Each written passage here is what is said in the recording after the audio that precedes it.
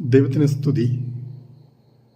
നാം വിളിച്ചപേക്ഷിക്കുമ്പോഴൊക്കെ നമ്മുടെ കർത്താവ് നമുക്ക് സമീപസ്ഥനായിരിക്കുന്നത് പോലെ തൻ്റെ ജനത്തോട് അടുത്ത് നിൽക്കുന്ന വേറെ ഏത് ശ്രേഷ്ഠ ജനതയാണുള്ളത്? നിയമാവർത്തനം 4:7 വചനം ഈ ക്രിസ്മസ് കാലത്ത് നമുക്ക് ആശ്വാസം പകരുന്നു. ദൈവം നമ്മോടൊപ്പമുണ്ട് എന്നുള്ള സന്ദേശമാണ് മനുഷ്യാവതാരത്തിലൂടെ നാം സ്വീകരിച്ചിരിക്കുക. യേശു സ്വർഗം വിട്ട് ഈ ലോകത്തിലേക്ക് വന്നത് നമ്മുടെ കൂടെ ആയിരിക്കുവാനും നമ്മുടെ സുഖദുഃഖങ്ങളിൽ, നമ്മുടെ വേദനയിൽ, നമ്മുടെ സഹനങ്ങളിലെല്ലാം നമ്മെ ആശ്വസിപ്പിക്കാനും നമ്മുടെ കണ്ണുനീർ തുടച്ചു നീക്കാനുമാണ്. അവിടെ നമ്മോടൊപ്പം ഉണ്ടെന്നുള്ള ഈ ചിന്ത ജീവിതത്തിൽ ഏത് പ്രതിസന്ധിയെ തടം ചെയ്യുവാൻ നമ്മെ പ്രാപ്തരാക്കും. അതുകൊണ്ടാണ് ഈശോ പറഞ്ഞത്, ഞാൻ ലോകാവസാനത്തോളം നിങ്ങളുടെ കൂടെ ഉണ്ടായിരിക്കുമെന്ന്.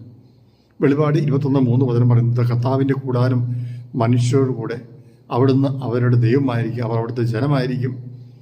അവിടുന്ന് അവരുടെ കണ്ണുകളിൽ നിന്ന് കണ്ണുനീർ തുടച്ചു നീക്കും. അതേ പ്രിയപ്പെട്ടവരെ, യേശു നമ്മോടൊപ്പമുണ്ട്. അവൻ ഇമ്മാനുവേലാണ്. അവൻ മനുഷ്യനായി അവതരിച്ചവനാണ്. ദൈവം മനുഷ്യരുടെ കൂടെയാണ്, നമ്മുടെ ഇടയിലാണ്, നമ്മുടെ ഉള്ളിലാണ്. നമ്മുടെ ഹൃദയത്തിലെ ത്രിത്വൈക ദൈവത്തിൻ്റെ സാന്നിധ്യമുണ്ട്.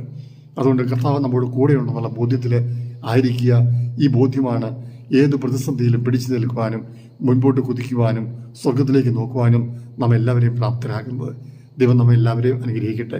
പിതാവിൻ്റെയും പുത്രൻ്റെയും പരിശുദ്ധാത്മാവിൻ്റെയും നാമത്തിൽ ആമേൻ.